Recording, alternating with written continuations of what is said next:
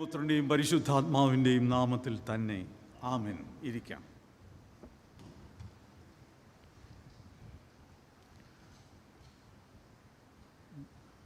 ദൈവ തിരുനാമത്തിന് മഹത്വമുണ്ടാകട്ടെ. ഇന്നത്തെ ദിവസം നമ്മൾ ഇടവകയായി രണ്ട് കാര്യങ്ങളിൽ നമ്മുടെ ശ്രദ്ധ കേന്ദ്രീകരിക്കുകയാണ്. അച്ഛന് ഇവിടെ അനൗൺസ് ചെയ്തതുപോലെ ഇന്ന് മഹായിടവകയായി സീനിയർ സിറ്റിസൻസ് സൺഡേ ആയി ആചരിക്കുമ്പോൾ നമ്മൾ അതിൽ പങ്കുചേരുകയാണ്. അതിനോടൊപ്പം നമ്മളുടെ ഇടവകയിൽ ഇന്ന് വിമൻസ് ഫെലോഷിപ്പിൻ്റെ ഒരു ഫണ്ട് റേസിംഗ് പ്രോഗ്രാം കൂടെ ഇവിടെ ഈ ഇന്നത്തെ ദിവസത്തിൻ്റെ ആഘോഷത്തിൽ ചേർത്തിരിക്കുകയാണ്. രണ്ടും പ്രധാനപ്പെട്ട കാര്യങ്ങളാണ്. എങ്കിലും ഞാൻ ഇന്ന് നിങ്ങളെ അഭിസംബോധന ചെയ്ത് സംസാരിക്കുമ്പോൾ പ്രത്യേകിച്ച് മുതിർന്ന പൗരന്മാരെ മനസ്സിൽ ചിന്തിച്ചുകൊണ്ട് അങ്ങനെയുള്ളവരെ മുഖ്യമായി മുമ്പിൽ കണ്ടുകൊണ്ട് അവരോട് സംസാരിക്കുവാൻ ഞാൻ ആഗ്രഹിക്കുന്നു. നമ്മളുടെ ഇടവകയിൽ ഉള്ള എല്ലാ മുതിർന്ന പൗരന്മാരെയും ചർച്ച് മെമ്പേഴ്സിനെയും ഞാൻ അഭിവാദനം ചെയ്യുന്നു. അവർക്ക് വേണ്ടി പ്രാർത്ഥിക്കുന്നു. എല്ലാ മുതിർന്ന പൗരന്മാരെയും സർവശക്തനായ ദൈവം അനുഗ്രഹിക്കട്ടെ എന്ന് പ്രാർത്ഥിക്കുകയും ആശംസിക്കുകയും ചെയ്യുന്നു. ഇന്ന് നാം അവരെ പ്രത്യേകമായി ഓർക്കുകയും സഭയായിട്ട് അവരെ എങ്ങനെ കരുതാം എന്ന് ചിന്തിക്കുകയും ചെയ്യുന്ന ദിനമാണല്ലോ. അതുകൊണ്ട് ഒരിക്കൽ കൂടെ എല്ലാ മുതിർന്ന അംഗങ്ങളെയും ഞാൻ അഭിവാദനം ചെയ്യുന്നു. നിങ്ങൾക്കറിവുള്ളതുപോലെ ലോകത്തിൽ മുതിർന്ന പൗരന്മാരുള്ള രണ്ടാമത്തെ വലിയ രാജ്യമാണ് നമ്മുടെ ഇന്ത്യ. ഏറ്റവും കൂടുതലുള്ളത് ചൈനയിലാണ് എന്നാണ് കണക്ക് സൂചിപ്പിക്കുന്നത്.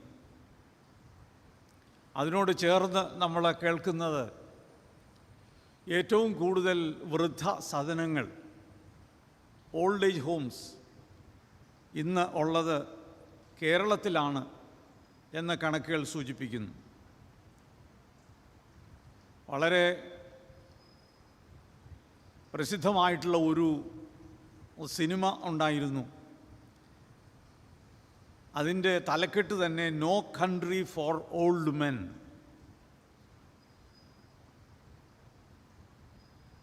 വൃദ്ധരായിട്ടുള്ള ആളുകളെ സ്നേഹിക്കുവാനും കരുതുവാനും അവർക്ക് സുരക്ഷ നൽകുവാനും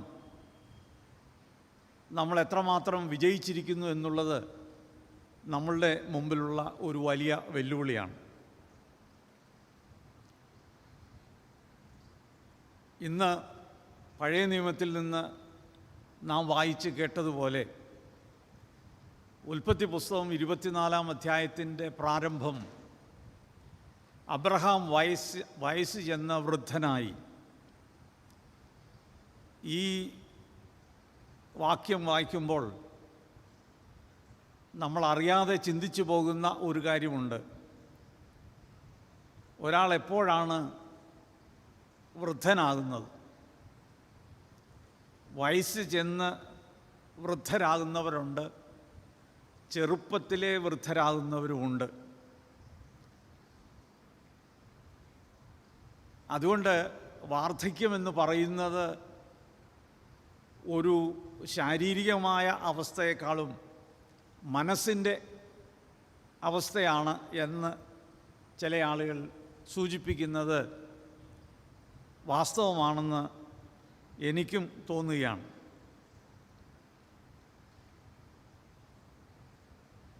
വൃദ്ധരായിട്ടുള്ള ആളുകൾ പല വിഭാഗങ്ങളിൽ ഉൾപ്പെട്ടവരാണ് എന്ന് നമുക്കറിയാം. വാർദ്ധക്യമെന്ന് പറയുന്നത് തന്നെ പല തരത്തിലുള്ള വാർദ്ധക്യവും ഉണ്ട്. വാർദ്ധക്യത്തിലോട്ട് പ്രവേശിച്ച ആളുകളുണ്ട്. അവർക്ക് വലിയ പ്രായത്തിൻ്റെ ബുദ്ധിമുട്ടുകളൊന്നും അധികമായി ഉണ്ടാവില്ല. അല്പം കൂടെ പ്രായമാകുമ്പോൾ ഉണ്ടാവുന്ന ആ വാർദ്ധക്യത്തിൻ്റെ മധ്യപ്രായം, മൂന്നാമത്തെ വിഭാഗമാണ് ഏറ്റവും കരുതലും സുരക്ഷയും അർഹിക്കുന്ന വൃദ്ധരായിട്ടുള്ള ആളുകൾ. അവർ ജീവിക്കുന്നത് തന്നെ മറ്റുള്ളവരെ ആശ്രയിച്ചാണ്. പ്രായത്തിൻ്റെ കാര്യത്തിൽ മാത്രമല്ല, മറ്റു തരത്തിലും പ്രായമുള്ളവരെ നമുക്ക് പല കാറ്റഗറിയായി തിരിക്കാം. സമ്പന്നരായിട്ടുള്ള പ്രായമുള്ളവരുണ്ട്, വളരെ പാവപ്പെട്ടവരുമുണ്ട്, വരുമാനം ഒട്ടുമില്ലാത്തവർ, ഒരുപാട് സമ്പാദ്യമുള്ളവർ,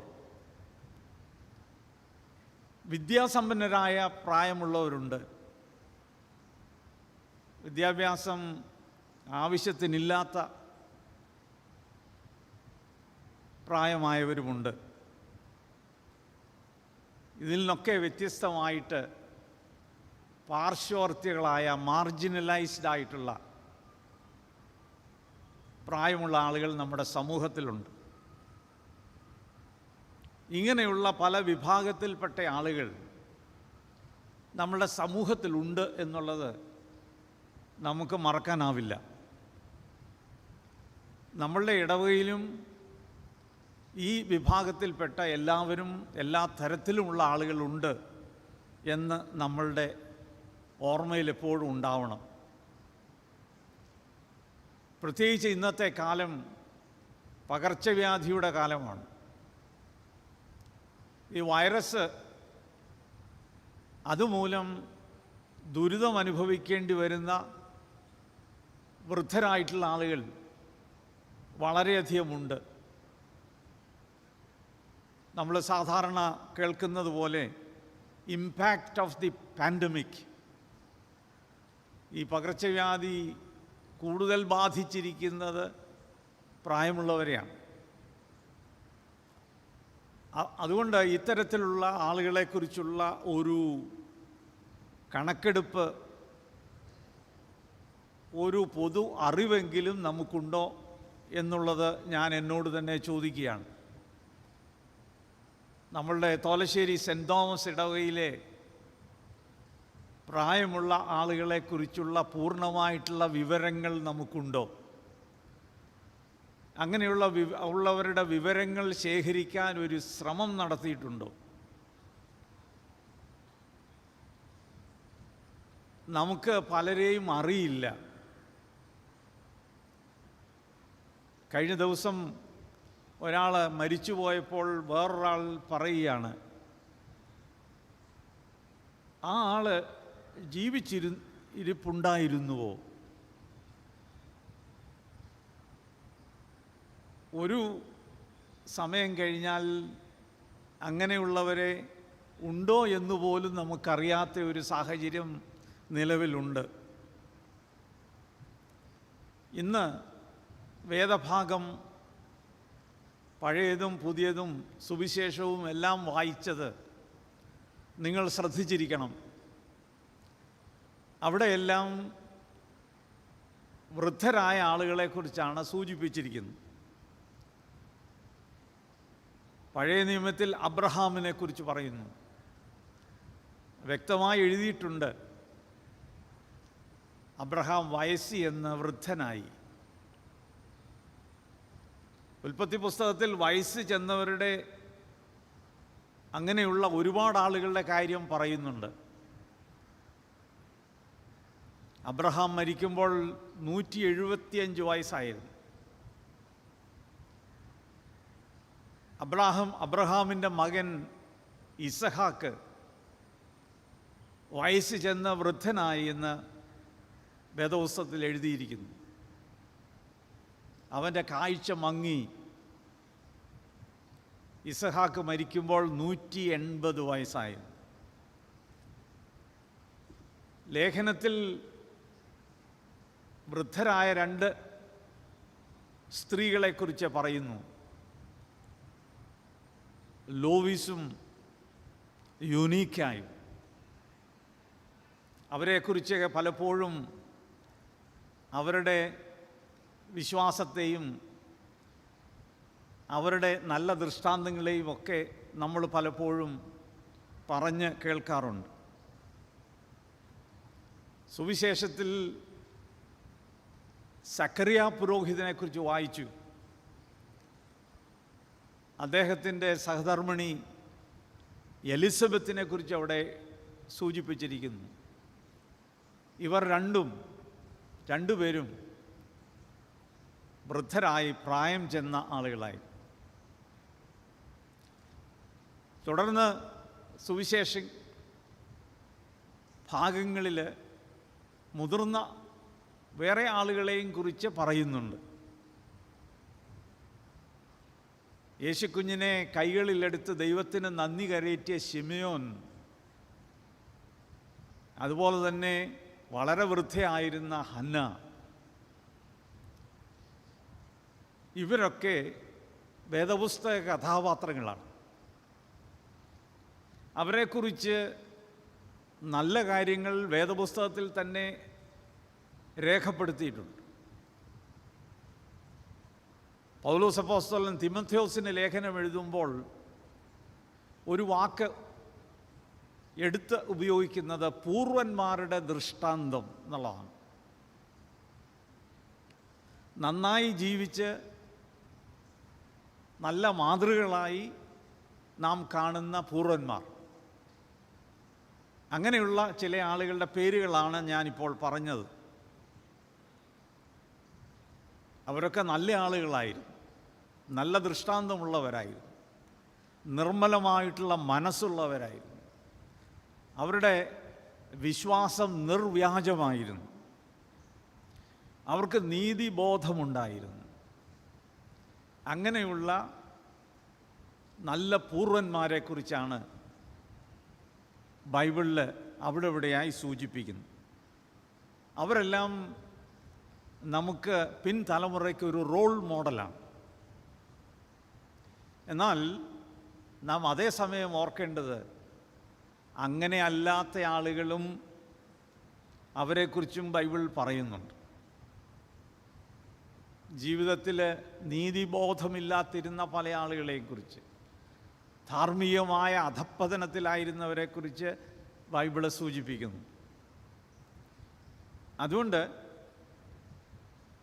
നാം ഇന്ന് മുതിർന്ന പൗരന്മാരെക്കുറിച്ച് ചിന്തിക്കുകയും സഭയായിട്ട് അവരെ എങ്ങനെ കരുതാമെന്ന് നാം മനസ്സിലാക്കുകയും ചെയ്യേണ്ടത് വളരെ പ്രധാനപ്പെട്ട ഒരു കാര്യമാണ്. ഞാൻ ഇതിനെ കാണുന്നത് 3 വിധത്തിലാണ്. ഒന്ന്, മുതിർന്ന ആളുകൾക്കുള്ള സന്ദേശം. 2, ഇളം തലമുറയ്ക്കുള്ള സന്ദേശം. 3, സഭയ്ക്കുള്ള സന്ദേശം. എൻ്റെ ചിന്തയിൽ മുതിർന്നവരെക്കുറിച്ച് ചിന്തിക്കുമ്പോൾ ഈ 3 വിഭാഗത്തിലുള്ള ആളുകളും വളരെ പ്രാധാന്യമർഹിക്കുന്നവരാണ്. മുതിർന്ന പൗരന്മാരോട് എനിക്ക് പറയുവാനായിട്ടുള്ളത്, ഒരു കവിതാശകലത്തിൽ പറയുന്ന ഒരു വാക്യം ഓർമ്മയിൽ വരുന്നു. Grow old with me, the best is yet to be. എന്നോടൊപ്പം വളരുക, പ്രായമാകുക, ഇനിയും നന്മ ഉണ്ടാകുവാൻ പോകുന്നതേ ഉള്ളൂ. അപ്പോൾ പ്രായമുള്ളവരോട് പറയുന്ന ഗ്രോ ഓൾഡ് വിത്ത് മീ. പഴയ ഒരു ഇംഗ്ലീഷ് നടിയുണ്ടായിരുന്നു, ഒരുപക്ഷെ പ്രായമുള്ള ആളുകൾ ആ നടിയെക്കുറിച്ച് കേട്ടിരിക്കും. അവരുടെ പേര് ഡോറിസ് ഡേ എന്നാണ്. അവരൊരു സിനിമാ നടി മാത്രമായിരുന്നില്ല, നല്ല ഒരു പാട്ടുകാരത്തെയും കൂടെയായിരുന്നു. പാട്ടിനോട് താല്പര്യമുള്ളവർ യൂട്യൂബിലൊക്കെ അന്വേഷിച്ചാൽ ഡോറിസ് ഡേയുടെ പാട്ട് കേൾക്കാം. അവർ ജീവിച്ചിരുന്ന കാലത്ത് വളരെ പ്രസിദ്ധമായിട്ട് അവർ പാടിയിരുന്ന ഒരു പാട്ടുണ്ട്, എൻജോയ് യുവർ സെൽഫ്.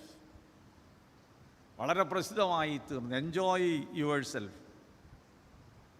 അതിനകത്ത് പറയുന്നത്, you work and work for years and years, but it is later than you think. The years go by quicker than you wink. കാലം വളരെ വേഗത്തിൽ കടന്നു പോവും. നിങ്ങൾ വിചാരിക്കുന്നതിലും വേഗം കാലം കടന്നു പോവും. അതുകൊണ്ട് ആ പാട്ടിൽ പറയുന്നത് എൻജോയ് യുവർ സെൽഫ്. ഞാൻ ചിലപ്പോഴൊക്കെ ആ പാട്ട് കേൾക്കാറുണ്ട്, അതിനും ശ്രമിക്കാറുമുണ്ട്. കാരണം കാലം വേഗം കടന്നു പോകുന്നു. അതുകൊണ്ട് മുതിർന്ന ആളുകൾ ഓർത്തിരിക്കേണ്ട 2-3 കാര്യങ്ങൾ പലപ്പോഴും അവരോടുള്ള പ്രഭാഷണത്തിൽ നിന്നൊക്കെ ഈ മേഖലയിൽ അറിവുള്ള ആളുകൾ പറയുന്ന ചില കാര്യങ്ങളുണ്ട്. അതിലൊന്ന്, ജീവിതത്തിൽ ഒരു ശുഭാപ്തി വിശ്വാസം ഉണ്ടാവും. പ്രായമാകും തോറും നമുക്ക് പരാതികൾ കൂടും. ഇനി എന്താണ് എന്നുള്ള ചോദ്യങ്ങളൊക്കെ ഉണ്ടാവും. അപ്പോൾ നമുക്കുണ്ടാവേണ്ട ഒരു കാര്യം, മുതിർന്ന പൗരന്മാർ ഉണ്ടാവേണ്ട ഒരു മാനസികാവസ്ഥ എന്ന് പറയുന്നത്, നന്മയുണ്ടാവും, അല്ലെങ്കിൽ ഹാവ് ഓപ്റ്റിമിസം. നിരാശയ്ക്ക് ഒരുപാട് കാരണങ്ങൾ ഉണ്ടാവാം, പക്ഷെങ്കിൽ നമ്മുടെ ജീവിതത്തിൽ ഉണ്ടാവേണ്ട, വളർത്തിയെടുക്കുന്ന നന്മ ഉണ്ടാവും എന്നുള്ളൊരു ചിന്ത വേണം. അതോടൊപ്പം വേണ്ടത് പ്രായോഗിക ബുദ്ധിയുള്ളവരായിരിക്കും. പ്രായോഗിക ബുദ്ധി എന്ന് പറഞ്ഞാൽ പ്രാക്ടിക്കൽ വിസ്ഡം. പ്രായമായി, വയസ്സ് ചെന്നു, ഇനി എങ്ങനെയാണ് മുമ്പോട്ട് പോകേണ്ടത്, ജീവിക്കേണ്ടത്. അപ്പോൾ അതിനെക്കുറിച്ചൊരു പ്രായോഗികമായിട്ട് നമ്മൾ ചിന്തിക്കുകയും അതിനെക്കുറിച്ചുള്ള അറിവ് നമുക്കുണ്ടാകും. പ്രാക്ടിക്കൽ വിസ്ഡം വളരെ പ്രധാനപ്പെട്ടതാണ്. നമ്മുടെ ഓരോ ദിവസവും മുമ്പോട്ട് പോകുന്നതിന് വളരെ സഹായകരമായ കാര്യം. മൂന്നാമതൊരു കാര്യം കൂടെ ഉണ്ട്. ജീവിതത്തിൽ പല അനുഭവങ്ങളുണ്ടാവാം. നന്മയുണ്ടാവാം, ഒപ്പം വേദന. ഇങ്ങനെയുള്ള വ്യത്യസ്തങ്ങളായിട്ടുള്ള അനുഭവങ്ങൾ ഒരു മനുഷ്യൻ്റെ ജീവിതത്തിൽ ഉണ്ടാകുമെന്നുള്ളതിന് യാതൊരു തർക്കവുമില്ല. അതുകൊണ്ട് നാം തിരിച്ചറിയേണ്ടത്, നമുക്കുണ്ടാവേണ്ട ഒരു, മുതിർന്നവർക്കുണ്ടാവേണ്ട ഒരു മാനസികാവസ്ഥ എന്ന് പറയുന്നത്, നന്മയും തിന്മയും ജീവിതത്തിൻ്റെ ഭാഗമാണെന്ന് നമ്മൾ അക്സെപ്റ്റ് ചെയ്യണം. അതിനെ അഭിമുഖീകരിക്കുകയും വേണം. Accepting and facing good and bad. അതിനൊരു മാനസികാവസ്ഥ നമുക്കുണ്ടാവണം. നന്മ ഉണ്ടാവാം, ചിലപ്പോൾ തിന്മയുണ്ടാകാം, രോഗത്തിൻ്റെ രീതിയിലോ ഏതെങ്കിലും വിധത്തിലുണ്ടാകും. അത് അക്സെപ്റ്റ് ചെയ്യാനായിട്ടുള്ള ഒരു മാനസികാവസ്ഥ ഉണ്ടാവണം. അപ്പോൾ ഇത് സാധാരണ പറയുന്നതിൻ്റെയൊക്കെ ഒരു ചുരുക്കമായത് പറഞ്ഞു. having optimism, having practical wisdom. നന്മയും തിന്മയും അത് ഫേസ് ചെയ്യാനായിട്ട് ഉള്ള നമ്മുടെ മാനസികാവസ്ഥ, ഇതെല്ലാം വളരെ പ്രധാനപ്പെട്ട കാര്യങ്ങളാണ്. അതുകൊണ്ട് ഇതിനോട് ബന്ധപ്പെടുത്തി ഒരുപാട് കാര്യങ്ങൾ പല ആളുകൾ പറയാറുണ്ട്. ചില കാര്യങ്ങൾ നമ്മുടെ ജീവിതാവസ്ഥയെ മാറ്റാൻ കഴിയാത്ത കാര്യങ്ങളുണ്ട്. നമുക്കിഷ്ടമായാലും ഇഷ്ടമില്ലെങ്കിലും നമുക്കത് ചേഞ്ച് ചെയ്യാൻ സാധിക്കത്തില്ല. ഓരോ ദിവസവും നമ്മൾ ദൈവത്തിൻ്റെ ദാനമായ ഒരു പുതിയ ദിവസമായി കണ്ട് അതിനെ അഭിമുഖീകരിക്കാൻ നമ്മൾ തയ്യാറാവണം. വെറുതെ നടക്കാത്ത കാര്യങ്ങളെക്കുറിച്ച് ചിന്തിച്ച് മനസ്സ് വിഷമിക്കരുത്. ചെറിയ ചെറിയ കാര്യങ്ങൾ ചെയ്യാൻ കഴിയുന്നത് ചെയ്യണം. ഡോക്ടർമാർ പറയും ചെറിയ രീതിയിലെങ്കിലും വ്യായാമമൊക്കെ വേണം, നല്ല ഭക്ഷണം കഴിക്കണം, നന്ദിയുള്ളവരായിട്ടൊക്കെ ജീവിക്കണമെന്ന് ഇതിനോട് ചേർന്ന് പറയാറുണ്ട്. അതുകൊണ്ട് ചുരുക്കമായി പറയാനായിട്ടുള്ള ഒരു കാര്യം ഇതാണ്: നമ്മൾ മുതിർന്ന ആളുകൾ ചെയ്യുന്നതെല്ലാം ശരിയാണെന്ന് ഞാൻ പറയുന്നില്ല. ജോർജ് ബെർണാഡ് ഷാ പറഞ്ഞൊരു കാര്യമുണ്ട്. അദ്ദേഹം ഒരിക്കൽ പറഞ്ഞ, ഒരു ഇംഗ്ലീഷ് ഡ്രമാറ്റിസ്റ്റാണ്. അദ്ദേഹം പറഞ്ഞു, a life spend making mistakes is more honourable than a life spend doing nothing. George Bernard Shaw പറഞ്ഞത് വളരെ ശ്രദ്ധേയമായൊരു കാര്യമാണ്. എന്തെങ്കിലും അബദ്ധമൊക്കെ ചെയ്താലും അതാണ് ശ്രേഷ്ഠമായ കാര്യം, ഒന്നും ചെയ്യാതിരിക്കുന്നതിനേക്കാൾ. രണ്ടാമത് എനിക്ക് പറയാനായിട്ടുള്ള യങ്കർ ജനറേഷനോടാണ്. നമ്മൾ മുതിർന്ന പൗരന്മാരെ കുറിച്ച് ചിന്തിക്കുമ്പോൾ അതിൽ യങ്കർ ജനറേഷനുള്ള റോൾ എന്നാണ്, അവരുടെ ഉത്തരവാദിത്വം എന്താണ്? ഞാൻ കഴിഞ്ഞ ദിവസം നമ്മുടെ ഇടവകയിലെ ഏറ്റവും പ്രായമുള്ള ഒരു അപ്പച്ചനെ കാണാൻ പോയി. എൻ്റെ വിചാരത്തിൽ നമ്മുടെ ഇടവകയിലെ ഏറ്റവും പ്രായമുള്ള അപ്പച്ചനാണ്. അപ്പച്ചന് 103 വയസ്സുണ്ട്. നിങ്ങൾക്ക് അറിയാം, പാറയിൽ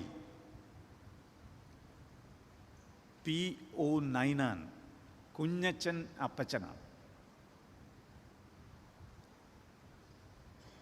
മുതിർന്ന പൗരന്മാരെ ആദരിക്കുന്ന ദിവസങ്ങളായതുകൊണ്ട് ഏതെങ്കിലും ഒരു മുതിർന്ന പൗരനെ കാണണമെന്ന് മനസ്സിലൊരാഗ്രഹമുണ്ടായി. ഏറ്റവും മുതിർന്നയാളിനെ കാണാമെന്ന് തീരുമാനിച്ച് ഞാൻ ആ ഭവനത്തിൽ ചെന്നു. മുൻകൂട്ടി നോട്ടീസൊന്നും ഇല്ലാതെ പോയി. മടത്തിപ്പറമ്പിലെ ഷിബു ആണ് എന്നെ കൂട്ടിക്കൊണ്ടുപോയത്. ഞാൻ ആ അപ്പച്ചനുമായിട്ട് സംസാരിച്ചു. 103ൻ്റെ ബലഹീനത എന്താണെന്ന് നമുക്കറിയാം. എങ്കിലും ഞാൻ ചെന്നപ്പോൾ അപ്പച്ചൻ കട്ടിലേൽ എഴുന്നേറ്റിരുന്നു. അപ്പച്ചനെ കണ്ടപ്പോൾ, അവിടുത്തെ സാഹചര്യങ്ങൾ മനസ്സിലാക്കിയപ്പോൾ എനിക്ക് ഏറെ സന്തോഷമായി. ഞാൻ ആരാണെന്ന് ആ അപ്പച്ചന് പൂർണ്ണമായി മനസ്സിലായില്ല. എങ്കിലും ഞാൻ പരിചയപ്പെടുത്താൻ ശ്രമിച്ചപ്പോൾ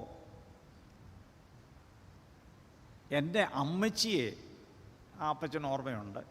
എൻ്റെ അമ്മച്ചിയെ മാത്രമല്ല, എൻ്റെ വല്യപ്പൻ്റെ കാര്യം പറഞ്ഞപ്പോൾ ആ അപ്പച്ചൻ ഓർക്കുന്നു. എൻ്റെ ശ്രദ്ധയിൽപ്പെട്ടത് ആ കുടുംബത്തിലുള്ള അപ്പച്ചൻ്റെ മക്കൾ ഈ അപ്പച്ചനെ പരിപാലിക്കുന്ന രീതിയാണ്. ഞാൻ അവരെ വാസ്തവമായി പള്ളിയിൽ വെച്ച് അവരെ ഞാൻ പ്രത്യേകിച്ച് അഭിനന്ദിക്കുകയാണ്. 103 വയസ്സുള്ള അപ്പച്ചനെ വളരെ വൃത്തിയായിട്ടാണ് ഉടുപ്പിടിപ്പിച്ചിരിക്കുന്നത്. നല്ല മുണ്ടും നല്ലൊരു ടീഷർട്ടും. അപ്പച്ചൻ്റെ മുഖം കാണാൻ തന്നെ ഒരു ഐശ്വര്യമാണ്. എല്ലാ ദിവസവും ഷേവ് ചെയ്ത് എല്ലാം വൃത്തിയാക്കി ആ കിടക്കയൊക്കെ നന്നായിട്ട് വിരിച്ച്. ഞാൻ ചെന്നതൊരു നോട്ടീസില്ലാതാ ചെന്നത്. എത്ര സ്നേഹത്തോടുകൂടെ ഈ അപ്പച്ചനെ മക്കളെ മോനിച്ചനും ഷേർലിയും കൊച്ചുമക്കളൊക്കെ നോക്കുന്നു എന്ന് എനിക്ക് ബോധ്യമായി. രാത്രിയിൽ അവർ അപ്പച്ചന് ടോയ്ലറ്റിൽ പോകാനൊക്കെ ബുദ്ധിമുട്ടുള്ളത് കൊണ്ട് അപ്പച്ചൻ്റെ അടുത്ത് വേറൊരു കട്ടിലൊക്കെ അവർ കിടക്കുന്നു. എനിക്ക് തോന്നുന്നു നമ്മൾ വളരുന്ന തലമുറ ഇതൊക്കെ കണ്ടു പഠിക്കണം. പ്രായമായ ആളുകളെ എങ്ങനെയാണ് സ്നേഹിക്കേണ്ടത്, എങ്ങനെയാണ് കരുതേണ്ടത് എന്നുള്ളത് നമ്മുടെ ഇടവയിൽ നമ്മുടെ മുമ്പിൽ ഉള്ള ഏറ്റവും പ്രായം ചേർന്ന അപ്പച്ചനെക്കുറിച്ച് ഞാൻ പറഞ്ഞു. അവരെ കണ്ട് പഠിക്കണം.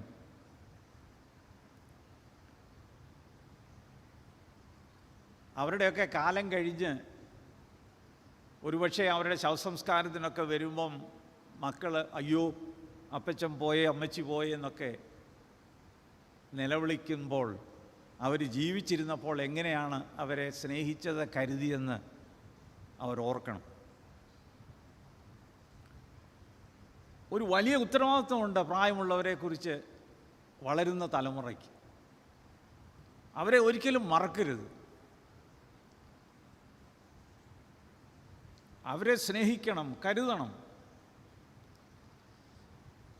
ഈയിടെ പത്രത്തിൽ വന്ന ജപ്പാൻ ഒളിമ്പിക്സിന് സ്വർണ്ണ മെഡൽ നേടിയ ജാവലിൻ ത്രോയ്ക്ക് സ്വർണ്ണ മെഡൽ നേടിയ നീരജ്, നിങ്ങളും കണ്ടു പോകണം ആ പടം. നീരജിൻ്റെ മാതാവിനെയും പിതാവിൻ്റെ പടം കൂടെ ഉണ്ടായിരുന്നു. അവരെ ഒരിക്കലും ഒരു വിമാനത്തിൽ കയറിയിട്ടില്ല. അപ്പോൾ നീരജിൻ്റെ ഒരു സ്വപ്നമായിരുന്നു എങ്ങനെയെങ്കിലും പണം ഉണ്ടാക്കി അവരെ ഒന്ന് വിമാനത്തിൽ കയറ്റണം. അവർ വിമാനത്തിലിരിക്കുന്ന പടം പത്രത്തിൽ വന്ന് നിങ്ങൾ കണ്ടു കാണും. എങ്ങനെയാണ് മാതാപിതാക്കന്മാരെ, മുതിർന്നവരെയൊക്കെ സ്നേഹിക്കേണ്ടത് എന്നുള്ളതിൻ്റെ ഒരുപാട് ഉദാഹരണങ്ങളുണ്ട് നമ്മുടെ സമൂഹത്തിൽ. വലിയ ഫുട്ബോളറായ ക്രിസ്റ്റ്യാനോ റൊണാൾഡോ, ഫുട്ബോൾ ഇഷ്ടമുള്ളവർക്ക് അറിയാം, അദ്ദേഹത്തിൻ്റെ അമ്മ കൂടെയാണ് താമസിക്കുന്നത്. അപ്പോൾ പത്രക്കാർ ചോദിച്ചു, നീ ഇത്രയും സമ്പന്നനാണല്ലോ, മില്യൺസ് ഫുട്ബോൾ കളിച്ച് തന്നെ കിട്ടുന്നുണ്ട്, നീ എന്തിനാണ് നിൻ്റെ അമ്മ ഇവിടെ താമസിക്കുന്നു? അപ്പം ഞാൻ വായിച്ച കുറിപ്പിൽ എഴുതിക്കുന്ന ക്രിസ്റ്റ്യാനോ റൊണാൾഡോ പറഞ്ഞു, ഇതെന്നെ പെറ്റു വളർത്തിയ എൻ്റെ അമ്മയാണ്. എൻ്റെ ചെറുപ്പത്തിൽ ഞങ്ങൾ വളരെ പാവപ്പെട്ടവരായിരുന്നു. ഈ അമ്മ വളരെ അധ്വാനിച്ചാണ് ഞങ്ങളെ പഠിപ്പിച്ചത്. എൻ്റെ ജീവിതം തന്നെ ഈ അമ്മയ്ക്കുള്ളതാണ്. ഒരുപാട് നല്ല നല്ല ഉദാഹരണങ്ങൾ, ജീവിത അനുഭവങ്ങൾ നമ്മൾ സാമൂഹ്യ മാധ്യമങ്ങളിലും ഒക്കെ നാം വായിക്കുന്നുണ്ട്. മറ്റൊരു ഉദാഹരണം കൂടെ പറയട്ടെ. ഒരു സമ്പന്നനായ ചെറുപ്പക്കാരന് ഒരു വിലപിടിപ്പുള്ള ഒരു ഐഫോൺ ഉണ്ടായിരുന്നു. ഒരുപക്ഷെ നിങ്ങളും വായിച്ചു കാണും. ആ ഫോണ് അടിച്ചു. അപ്പോൾ അദ്ദേഹത്തിൻ്റെ അമ്മ ആ ഫോൺ എടുത്ത മകനെ എൻ്റെ അടുക്കൽ കൊണ്ടുവരുമ്പോൾ ഈ അമ്മയ്ക്ക് കൈ ശരിയായിട്ട് ഇത് പിടിക്കാനായിട്ടുള്ള വശമില്ലായിരുന്നു. ഈ ഫോൺ കയ്യിൽ നിന്ന് താഴെ പോയി, അതിൻ്റെ ചില്ലെല്ലാം ഉടഞ്ഞുപോയി. അപ്പോൾ ഈ മകൻ ഓടിച്ചെന്ന് അമ്മയുടെ അടുക്കൽ പറഞ്ഞു, അമ്മേ സാരമില്ല, നമുക്ക് വേറെ മേടിക്കാം. അപ്പോൾ ഇത് കണ്ടുകൊണ്ടിരുന്ന അവിടെ വന്നിരുന്ന ഒരു സന്ദർശകൻ ചോദിച്ചു, ആ ഫോൺ തകർന്നതിൽ നിനക്ക് ദുഃഖമില്ലേ? ഏതാണ്ട് 65,000 രൂപ വിലയുള്ള ഒരു ഫോണാണ് തകർന്നു പോയത്. അപ്പോൾ ഈ മകൻ മറുപടി പറഞ്ഞു എന്നാണ് ഞാൻ വായിച്ചത്.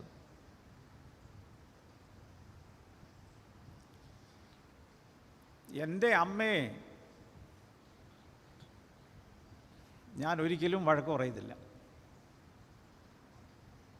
കാരണം ഇത് വിലപിടിപ്പുള്ള ഒരു ഫോണാണ്. പക്ഷേ എൻ്റെ അമ്മയുടെ കണ്ണുനീരിന് ഇതിനേക്കാൾ വിലയുണ്ട്.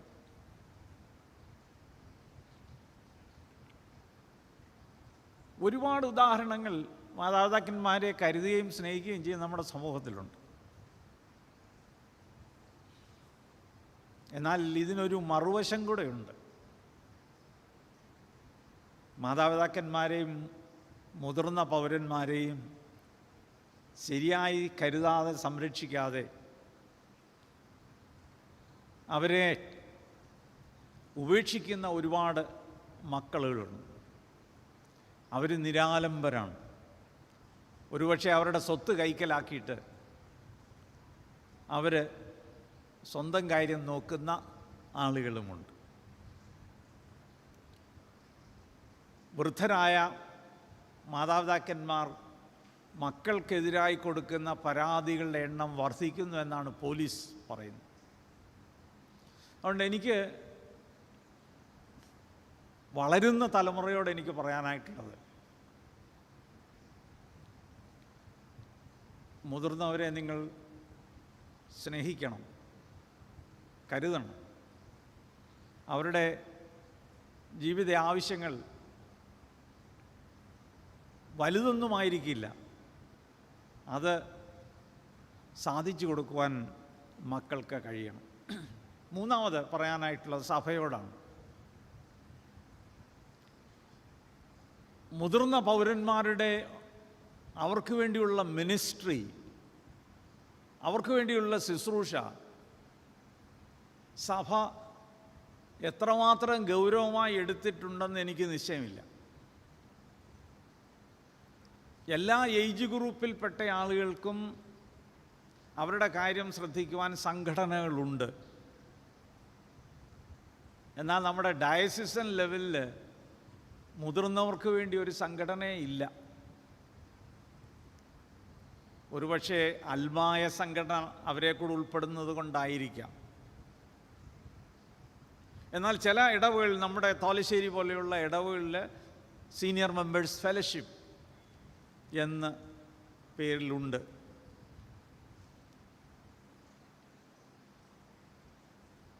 ഞാൻ പറയാൻ ആഗ്രഹിച്ചത്, മുതിർന്ന പൗരന്മാരോടുള്ള നമ്മുടെ മിനിസ്ട്രി കൂടുതൽ ശക്തമാകണം.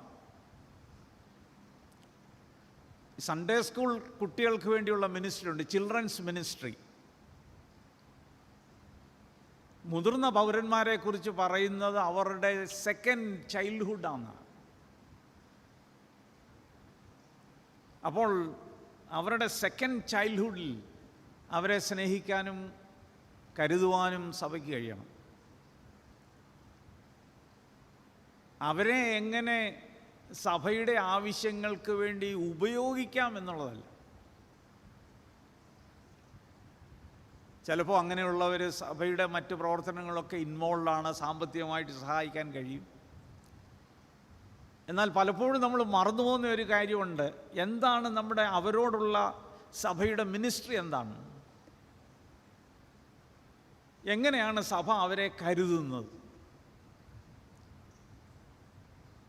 നമ്മളുടെ ഇടവയിൽ ഈ കോവിഡ് കാലത്ത് ഒരിക്കലും നമ്മൾ കണ്ടിട്ടില്ലാത്ത മുതിർന്ന ആളുകളില്ലേ? അവരോടുള്ള നമ്മുടെ മനോഭാവം എന്താണ്? സഭയുടെ അവരോടുള്ള ഉത്തരവാദിത്വം എന്താണ്? നമ്മൾ ഈ സീനിയർ ഫെലോഷിപ്പ് എന്ന് പറയുന്ന സംഘടന, ഞാൻ ആദ്യം സൂചിപ്പിച്ച മുതിർന്ന ആളുകളുടെ ആദ്യത്തെ ഘട്ടത്തിലുള്ളവരാണ്. അവർക്ക് ശാരീരികമായി ബലഹീനതയുള്ള, പള്ളിയിൽ വരാം, മീറ്റിങ്ങിലൊക്കെ അവർക്ക് സാമ്പത്തികമായിട്ട് പ്രയാസങ്ങളൊന്നും അധികമില്ല. അത് ആ ആദ്യ ഘട്ടത്തിലുള്ള ആളുകളാണ്. എന്നാൽ സഭയുടെ ഉത്തരവാദിത്വം അവരോട് മാത്രമല്ല. സഭയുടെ ഉത്തരവാദിത്വം മുതിർന്ന എല്ലാ പൗരന്മാരെയും എല്ലാ സഭാംഗങ്ങളെയും സ്നേഹിക്കുകയും കരുതുകയും ചെയ്യും.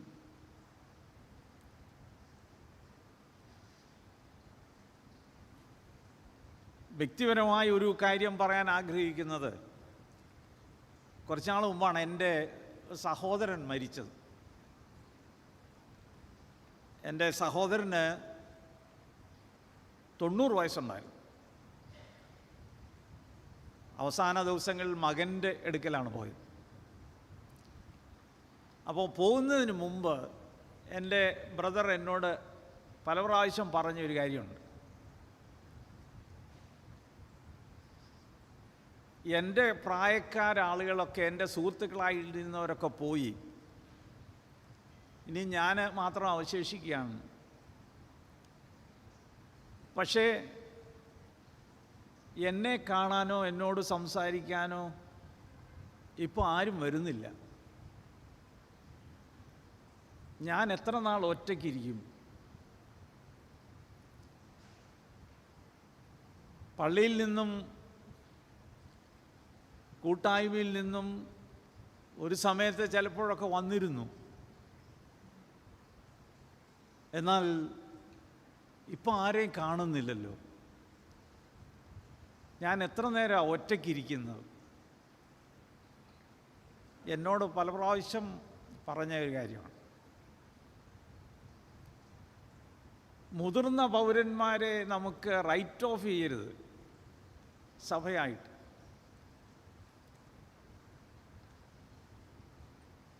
ക്രിസ്തുവിൻ്റെ ശരീരമാകുന്ന സഭയുടെ ഭാഗമാണവർ.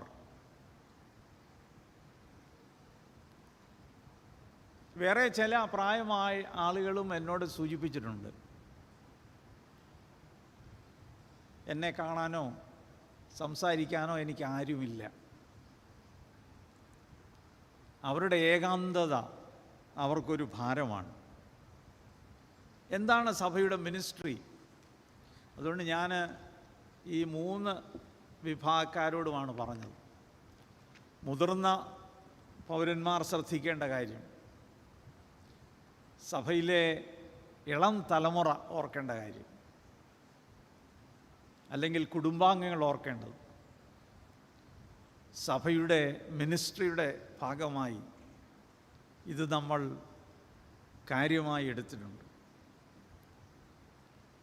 മുതിർന്ന പൗരന്മാർ ഒരുപക്ഷെ അവർക്ക് സ്വയം ചിന്തിക്കാനും പറയാനുമൊക്കെ ഒരു സാഹചര്യമില്ലായിരിക്കും. അവർ സ്വയമായി ഉള്ളതുകൊണ്ടൊക്കെ സന്തോഷമായിട്ട് ജീവിക്കാൻ ശ്രമിക്കുന്നവരായിരിക്കും. ആ ജീവിത സാഹചര്യത്തോട് ഒത്തുചേർന്ന് പോകാൻ അവർ പഠിക്കണം. അതാണ് ഞാൻ ആദ്യം പറഞ്ഞത്. കഴിഞ്ഞ ദിവസം കേട്ട ഒരു പ്രഭാഷണത്തിൽ ഞാൻ കേട്ടു അത് പറയുന്നത്. ഒരുപക്ഷെ നമ്മെ കാണാനും പരിചരിക്കുവാനും നമ്മളുടെ ലൈഫ് പാർട്ട്ണറോ നമ്മുടെ പ്രിയപ്പെട്ടവരോ കാണില്ല. ഏതെങ്കിലും ഒരു പാലിയേറ്റീവ് കെയർ സെൻറ്ററിൽ ജീവിതത്തിൽ ഒരിക്കൽ പോലും കാണാത്ത ഒരു നേഴ്സായിരിക്കും നമ്മളെ ശുശ്രൂഷിക്കുന്നത്. അങ്ങനെയുള്ള ജീവിത അനുഭവങ്ങളാണ് മുതിർന്ന ആളുകളെ കാത്തിരിക്കുന്നത്. അപ്പോൾ ജീവിതത്തിൻ്റെ ഈ വാർദ്ധക്യമെന്ന് പറയുന്നത് നമ്മൾ ഗൗരവമായി കാണേണ്ട ഒരു കാര്യമാണ്. അവരെ സ്നേഹിക്കുവാനും കരുതുവാനും നമുക്ക് കഴിയണം. സഭയുടെ ആ മിനിസ്ട്രി